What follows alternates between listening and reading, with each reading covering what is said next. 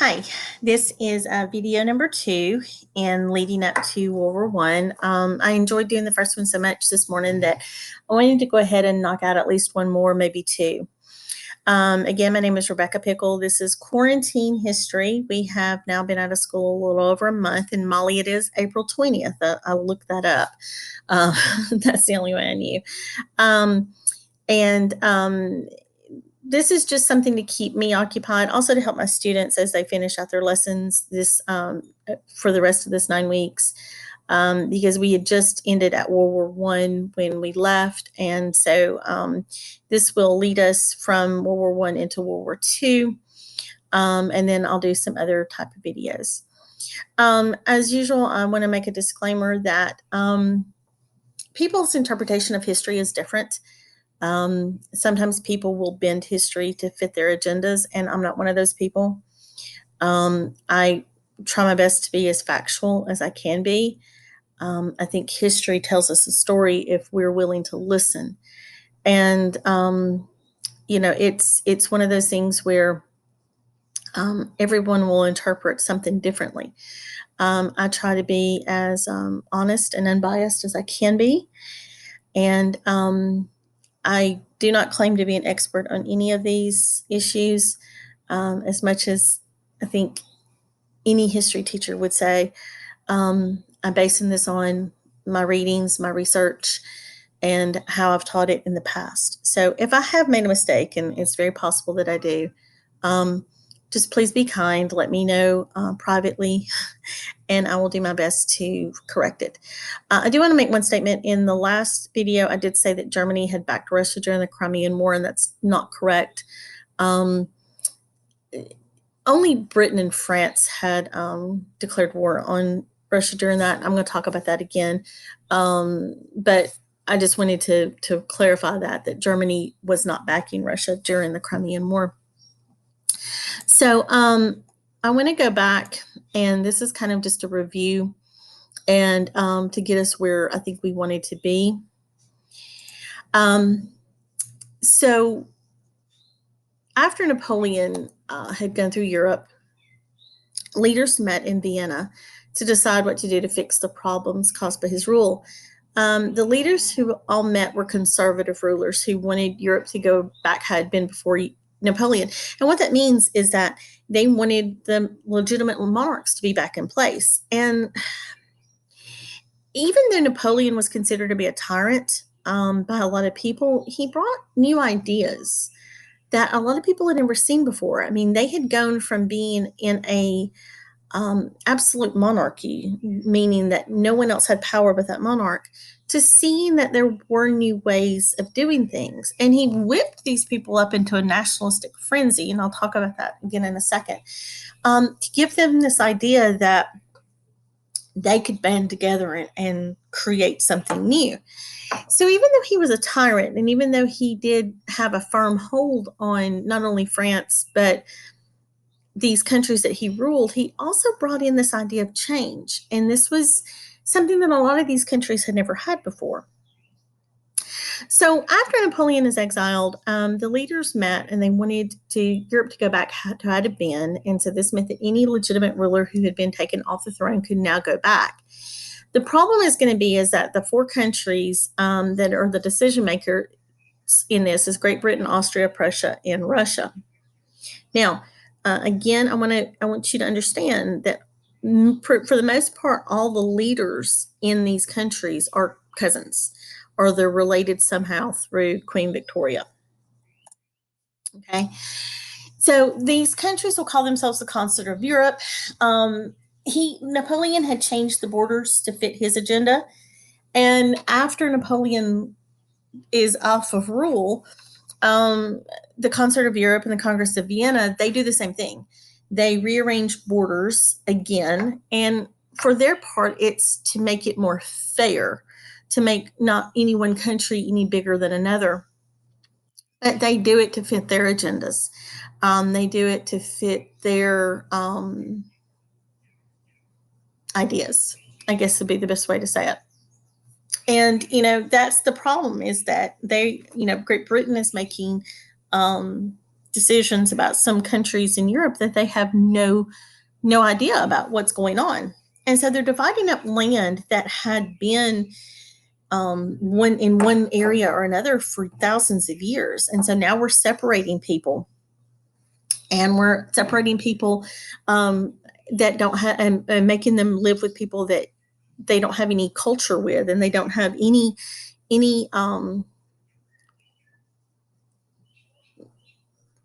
I'm sorry, I blanked out there for just a second.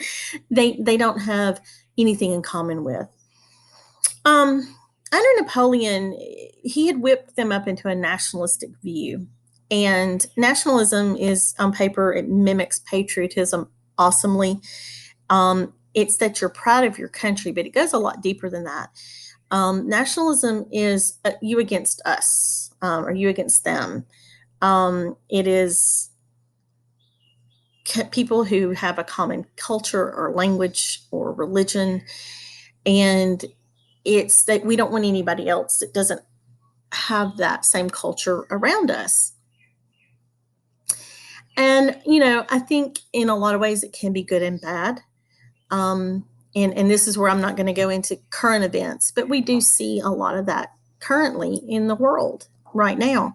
And it does cause problems. And what I tell my students is what we're seeing in Europe right now, in this time period, leading up to World War I, they're still having these issues in Europe. And in fact, in 1990s, there was a war between Serbia and Bosnia Herzegovina over these land issues. So when Europe is changing these borders, whether it was Napoleon or whether it was the concert of Europe after Napoleon, they changed the makeup of Europe for hundreds of years to come.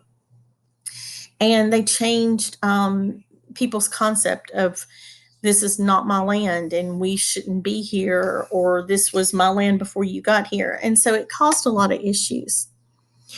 Okay, so going back into it, now we're in a situation where the leaders of Europe are back in power. Not everyone's happy with that.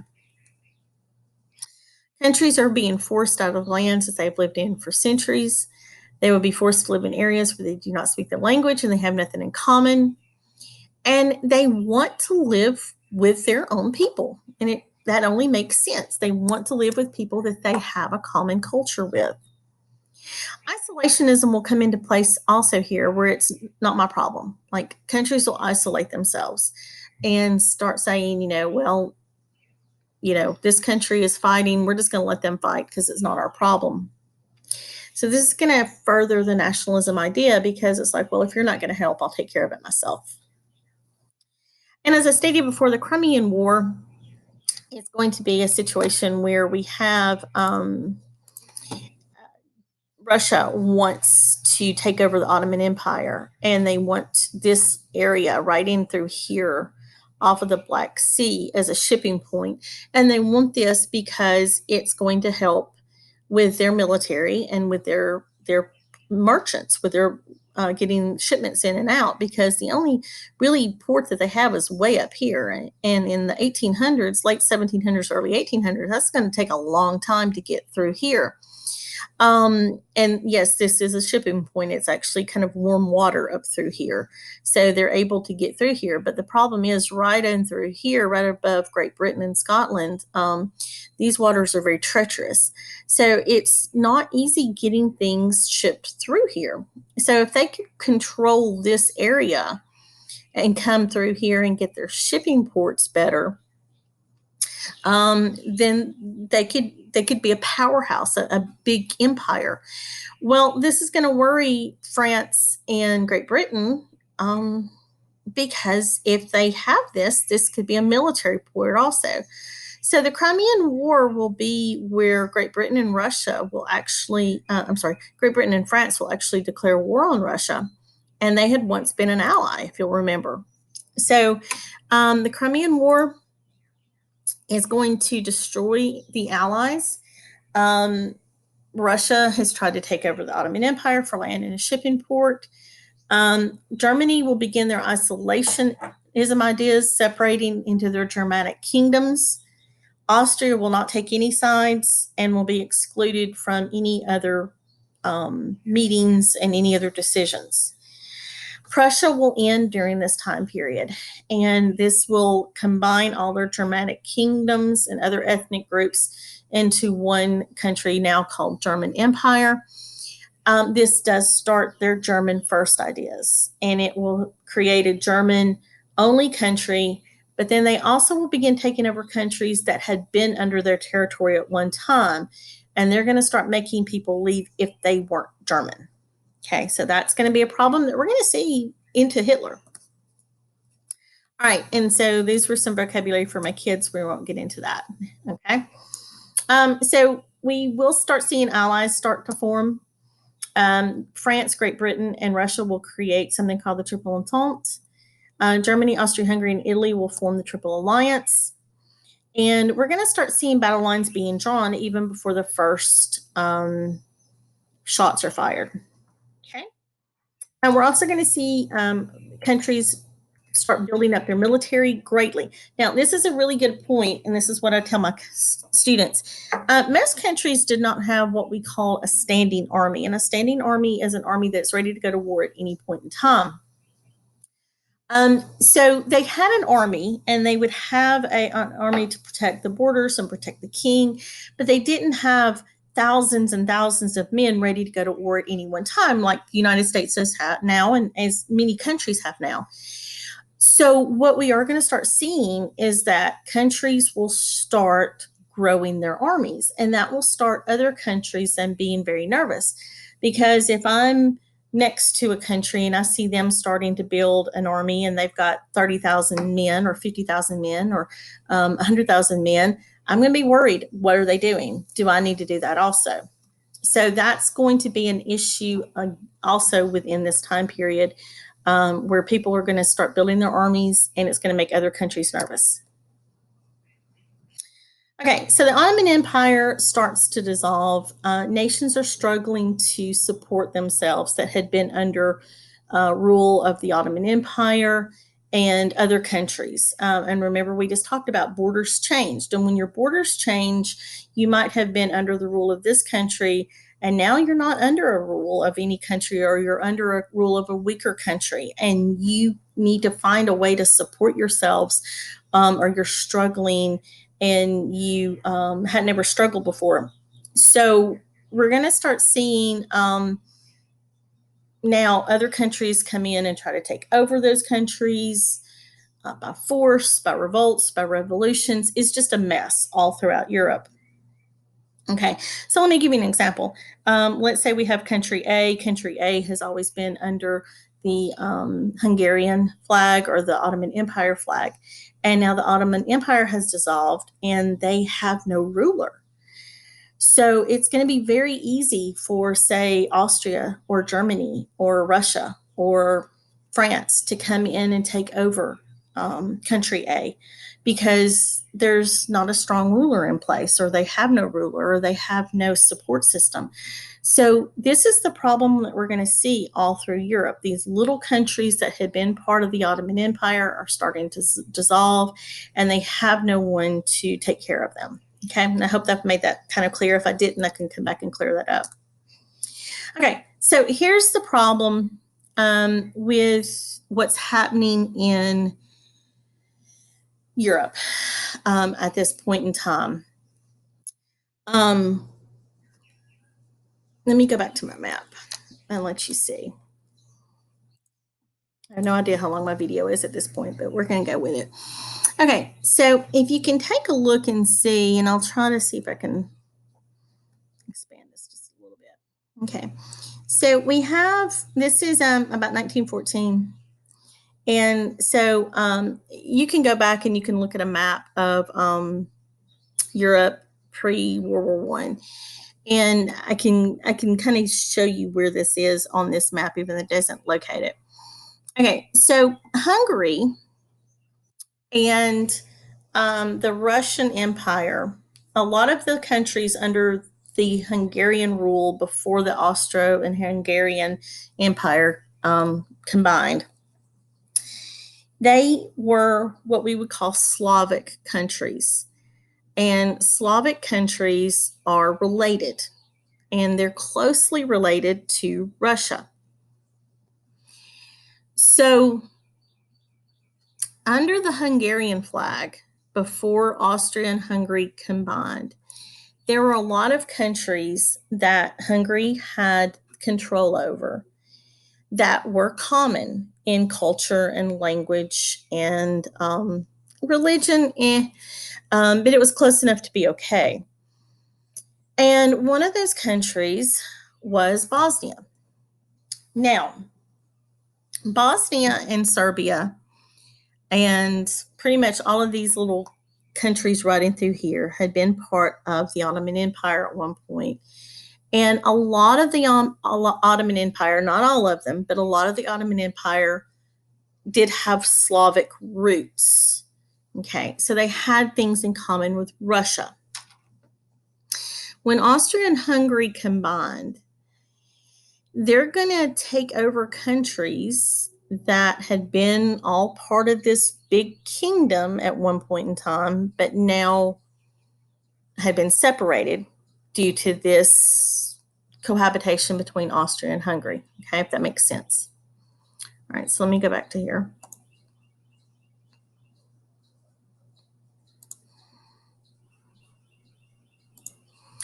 Okay, so Austria and Hungary were both looking to get new territory. They wanted to be bigger. And Serbia was determined that they were going to create a large Slavic kingdom, and Russia backed them, and Russia would back them because they were culturally similar. Okay, Slavically, there were Slavic countries. They had a similar language. They were very close cousins. Now, as I just stated, Austria-Hungary also had Slavic people because of their combination of the two nations. Now, before Austria had combined with Hungary, they really didn't have those Slavic nations, but now they did. And these Slavic nations were not happy with this. They wanted to be separate. They wanted their own countries. They wanted it to be their own nationalities.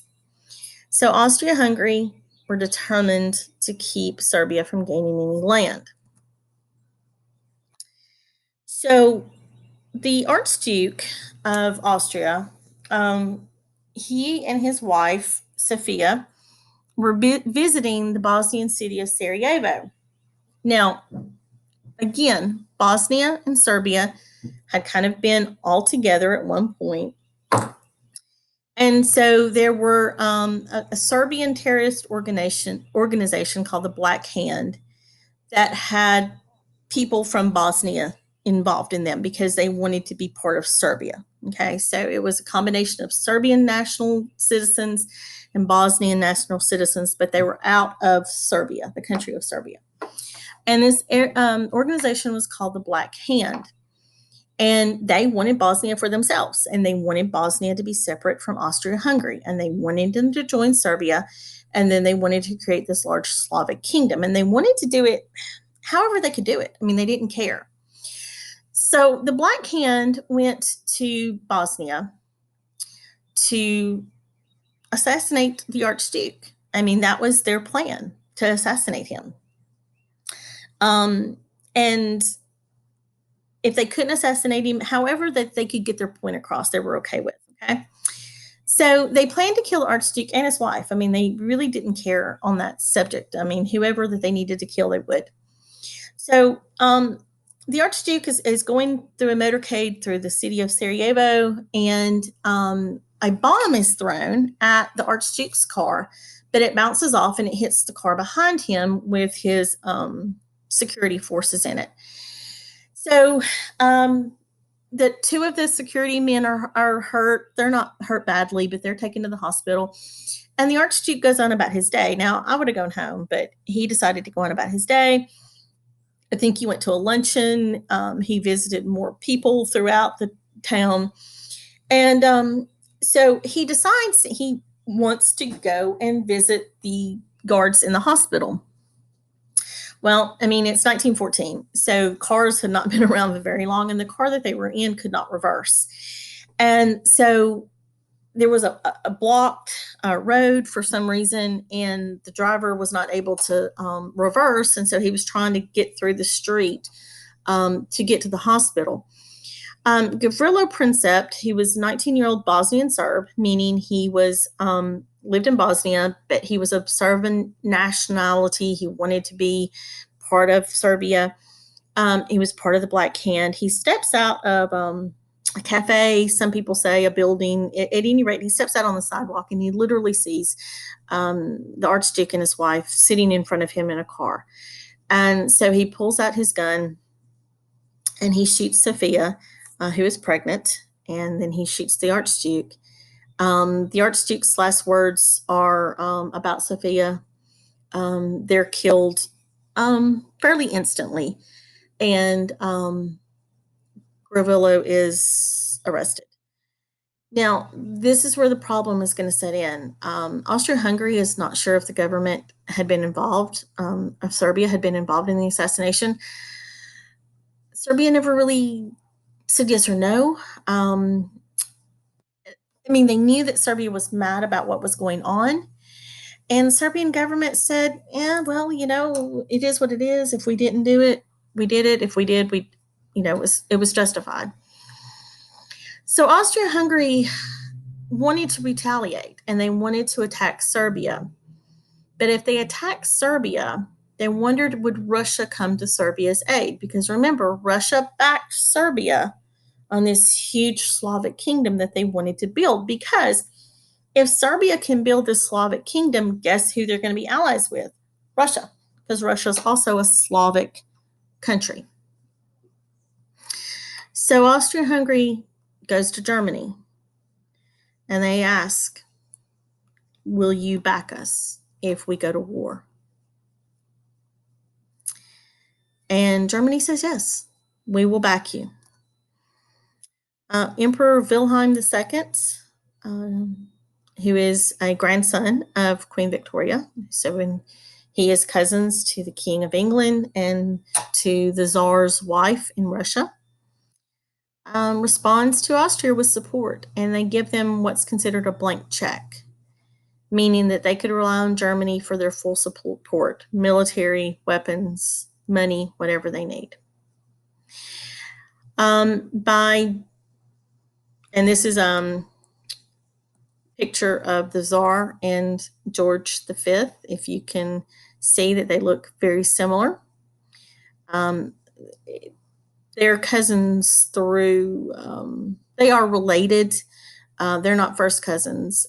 George V's first cousin is the Tsar's wife, but they are related, as you can see. So the ultimatums are sent, and we are at the brink of war. And I've gone a little bit long today on that one, so I'm going to end there for right now. And then we will pick back up probably tomorrow. I've enjoyed doing this. I hope you guys have enjoyed it. But we'll pick up there on what happens to start the war. I hope you all have a great day. And I hope you've enjoyed this as much as I've enjoyed doing it. And I hope that it has not been too scattered. I maybe do my best stuff in the mornings. But anyway, I've enjoyed doing it. It is a little bit longer than I planned, but some of that was review, and we won't do all of that tomorrow. So have a great day, and I will see you guys later.